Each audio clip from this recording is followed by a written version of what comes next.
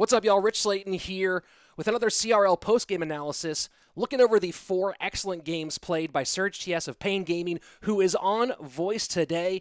First of all, man, great performance today. It was you came through in the clutch, huge for your team.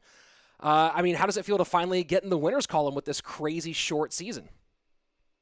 Hey, first of all, thank you for having me here, Rich. And yeah, so today's felt like last match I couldn't close out the match. I had like 3 match points, and I couldn't close out, and our team ended up losing.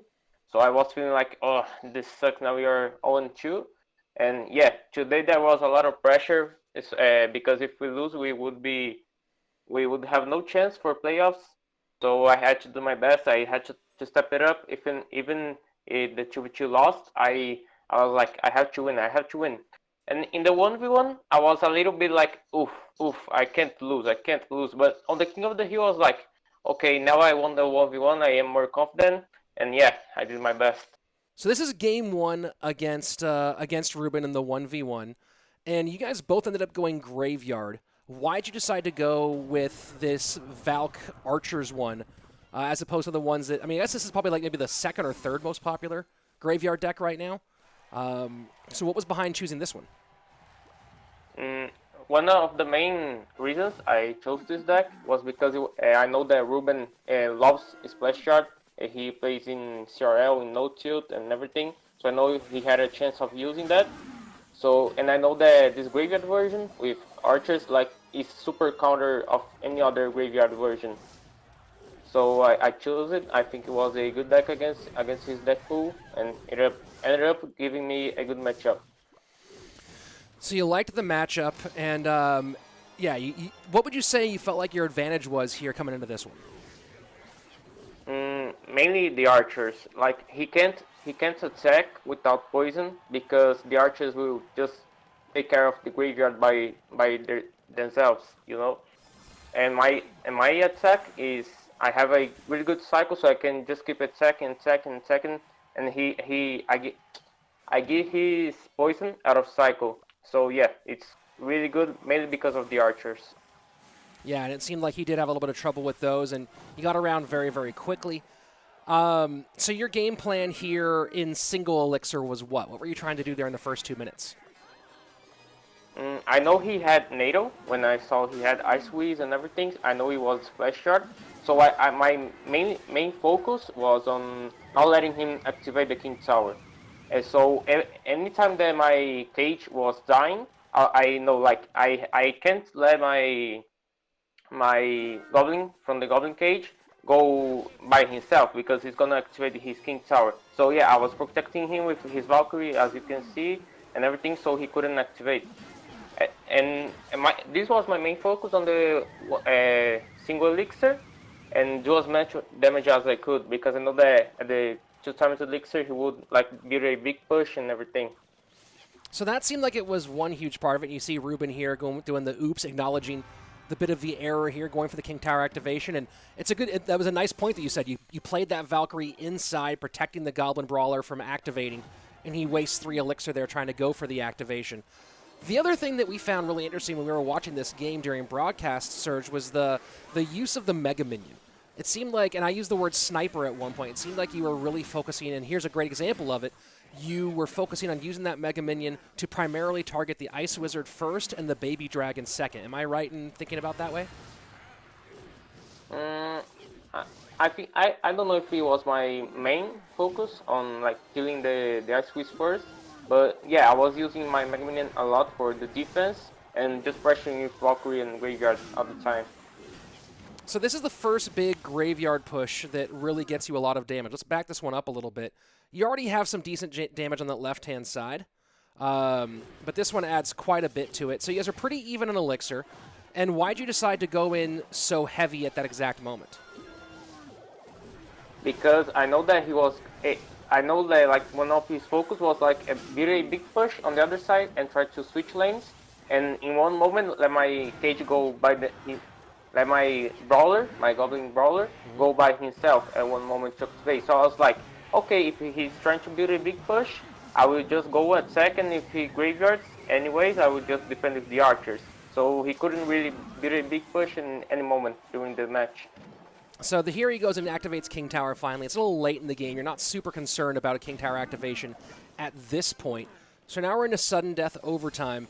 And talk to me about what your thought is now. I mean, are you thinking that you might be getting close to spell cycle range? Are you focusing just on trying to stall it out and win it that way?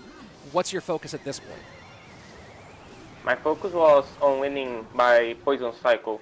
Yeah, by spell cycle. Because when he activated the King Tower, was like, it doesn't matter anymore because I can just spell cycle him and defend. And so I was like, yep, I'll just cycle some two poisons and maybe 2 snowballs, and I'm gonna win. Yeah, very, very close. And of course, here we go, cycling the Mega Minion in the back. He goes with the Dark Prince opposite lane. You get your first poison down. So take the shield off, you pop the cage. And now he has a decent little bit here, but you set the line really nicely up high. And you can see the Valkyrie tanking at the top. He has to go with the poison as well for the archers. He gets a decent little chunk of damage here, though, and has a nice counter push. But you can see here on the left, and I'll bring this up, there's that Mega Minion coming out here on the left-hand side, getting the Ice Wiz off the board. I mean, it seemed like really the all-stars for you in this game were the Mega Minion and the archers. Those are the two pieces that really made this one work. Yeah, I agree. So archers cycle in the back, final. Oh, go ahead, Surg.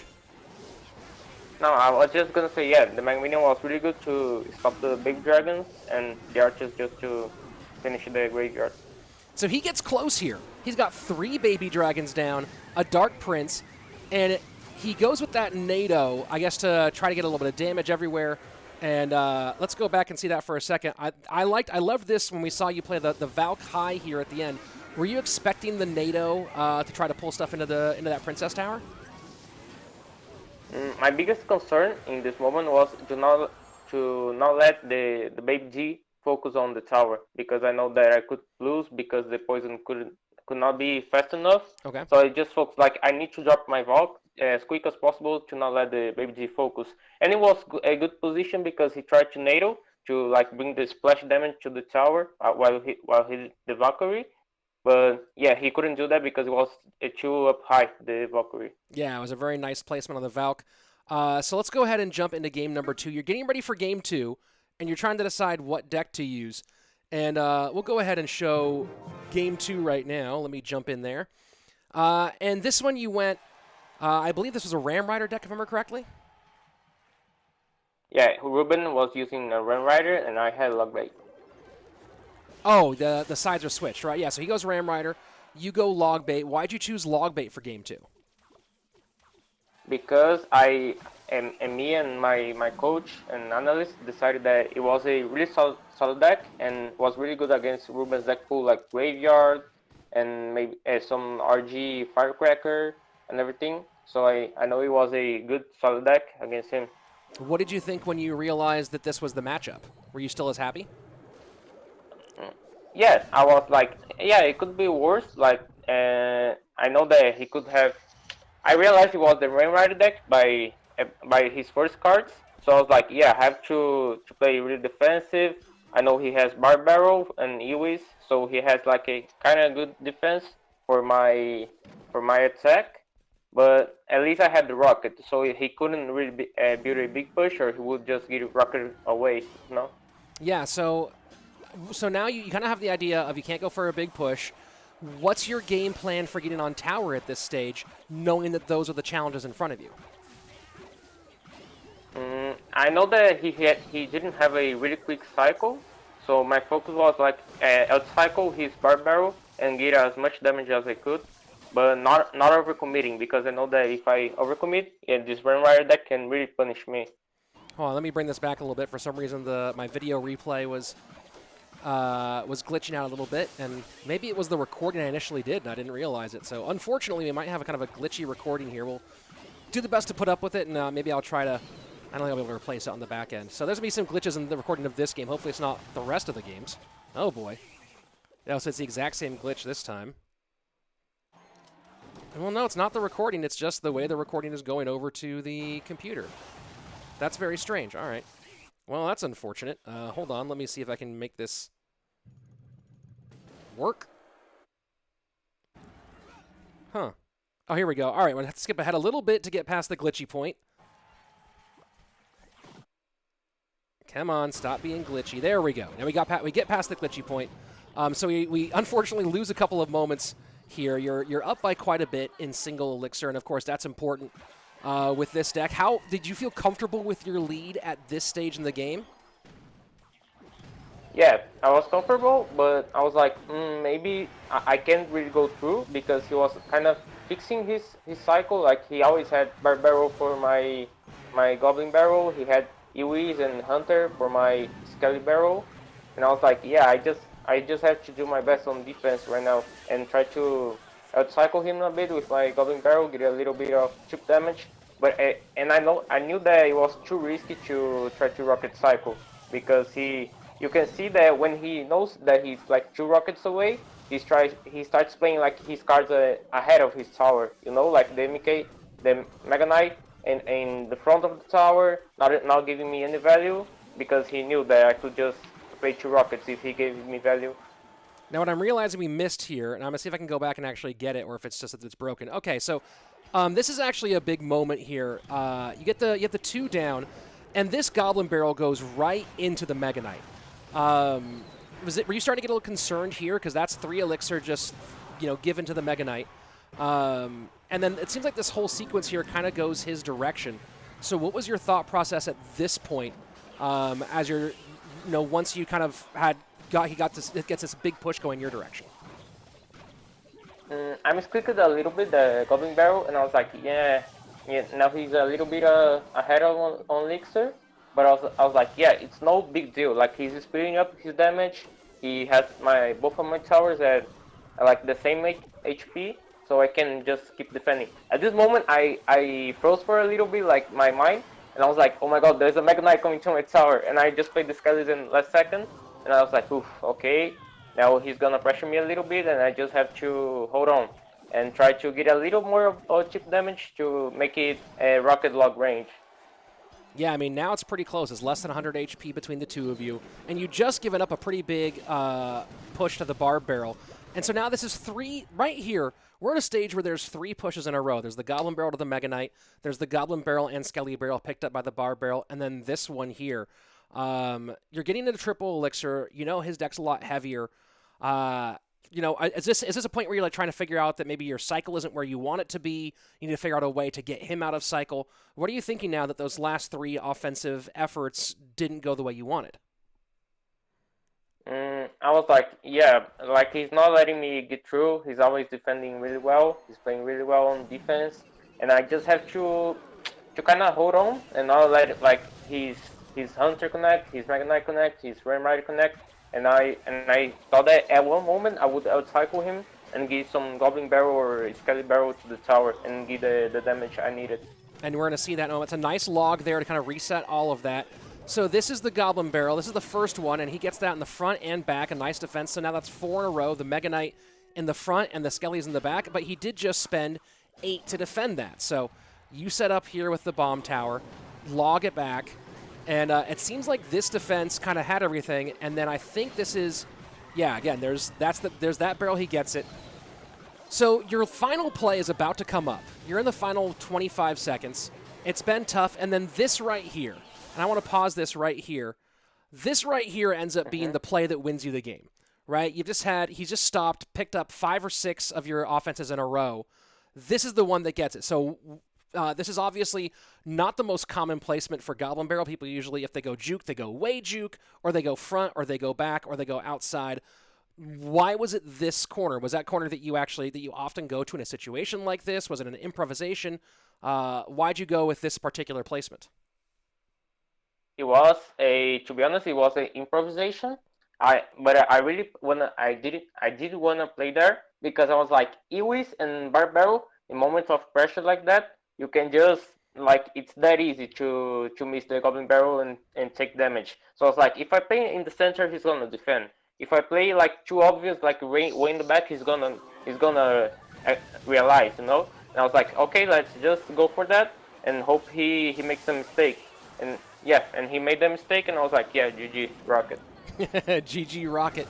And there you go. So this was a big 2-0 win in the 1v1 set. You know, after you guys fell in the 2v2.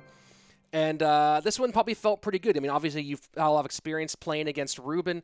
And we got a question from Fake Lopacati 8. I have a lot of Fake Lopacatis in my chat. Fake Lopacati 8 asks, traditionally Princess is used in the Rocket spot.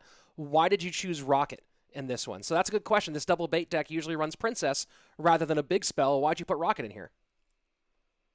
I tested both versions with Princess and with Rocket, and I decided that Rocket was way better because with the Princess deck in a lot of matchups you could just get a lot of damage in the one time elixir, and you just can't get through anymore like in the double elixir. And I was like, with Rocket I can stop a Sparky, a golden big push, and or something, or a big push and a general. And I can finish the game if I get it to rocket range or cycle 2 rockets if the matchup allows me. So yeah, I decided that this version was way better in general. Well, it worked out very well for you. Let's go ahead and take a look at your... Oh, here's another question from Cool Quartz. Would it be that bad if Ram Rider and Battle Ram became unviable in CRL if Blow were buffed to the point of being in a few decks? Interesting. Cool Quartz is one of my viewers who commonly wants to kill any card. He has it out for many cards. Let's put it that way. So maybe we'll address that one maybe a little bit later. Let's go ahead and jump into game number 3. This is the first game of King of the Hill for you. You guys are down 2-1, and you're up against Rubén again. And in this case, you go Giant Sparky, and this ends up being an absolute just blowout, an absolute shellacking. Why Giant Sparky here, first of all? Because I know that Rubén doesn't like to play a lot against Sparky. Like, he's not always prepared for that. So in a lot of his decks is not really good against Sparky. And the arrows is like it's really good against Firecracker decks. Like, if he decided to play RG Firecracker deck that he's using on ladder and he's top 1, so he's really good with that. And arrows is good against graveyard as well to clean up the graveyard. And my thought when I entered this match was like, I don't have Giant in my starting hand, so I depending on his play, I could just be screwed, you know? Like, so I thought, okay, maybe he's playing Golem if he's waiting, maybe he's playing a heavy graveyard deck, and I thought, okay, if he plays Golem in the back, I'll just go like Sparky on the other lane and hope the Giant is my next card. It ended up not being my last card, so it would be really bad for me. So, but when the double elixir arrived, we're gonna see that in a bit. I think his mistake was trying to attack me. Like, he was like, oh, he plays Spark in the back. Now I'm just gonna attack and take his tower and then defend, and that's it. But I could defend. I had good cards to defend his push. I think that if he played Lightning instead of the Baby Dragon in his RG attack, it would be way better for him. But he tried to choose the Baby G and just gave me a big counter attack. I was like, okay, now we have to deal with a Spark on one lane and a giant big push in the other lane. You have to choose which tower you wanna lose. Well, and yeah, which tower do you want to lose? And you kind of broke it all down right there. And so you're saying you would have played Giant in single if you had it in your hand? Yeah, on this matchup, when I saw he playing this RG and everything, I wouldn't, because I knew that I had to defend and everything. So it ended up being good. Like, it didn't change too much, the Giant being the last card, but in some other matchups it could be really bad for me if like the Giant being the last card. So yeah, I mean, you've got pretty much everything and its mother on the field right now. The Goblin Cage is played a half second early, so the Sparky does not get into tower range, so it actually gets a shot off on the right-hand side. And that doesn't even really matter. You know, he on the left-hand side, this is just an absolute beatdown. Let's go ahead and take a look at this piece by piece here. So you play the Sparky into the right-hand lane, and I was kind of surprised when he Dark Princed into the left-hand lane. I would have thought that he would have put the Dark Prince, maybe saved it, put it towards the Sparky, so that the shield would take a shot. Do you think this was the Dark Princess direction was the right play? Would you have gone into your Sparky? Would you have gone at the bridge? Looking at what he has in his hand at the moment. Yeah, seeing right now, I think that his best play could be like just play the Dark Prince and then defend like with ice squeeze, lightning, and everything. Just defend my spark push. But he tried to go like all in because I think he was he thought that was just gonna giant the Dark Prince to the other lane, and he thought, okay, he's gonna try to giant. I just have to pressure to not allow him to kite my Dark Prince and kill him. And he ended up doing that. I could just defend the Heal Spirit, play a big role as well to my defense, and gave me a big counter attack. And his biggest problem was the Sparky was coming the other lane as well. Like he had to waste another cage on the other side, and if he had the cage for my giant push, I think he could have defended for sure. But he had to waste on the Sparky on the other lane, and yeah, he just wasn't enough to defend the giant beatdown. Yeah, I think Andrew actually talked about that the Goblin Cage being used on the defense against the Sparky ended up having to use both of them, ended up being the big problem here. So yeah, first cage pops, second cage gets goes high on the Sparky, and at this point, yeah, 2 E-Wizzes, a Mega Minion, a Giant, and the Dark Prince ain't going to do much, especially once the Heal Spirit and the Mini P.E.K.K.A come in the back. And that's going to be it, a nice, easy, quick one. And there you go. Now you're going to Game 5 in King of the Hill. And did you feel like there was, at this point, like the pressure was kind of off? Or now that we're going to Game 5, did you feel like the pressure was even higher? No. When I entered the King of the Hill, I was already like, okay, I did my job in the 1v1. I just have to do my best in King of the Hill.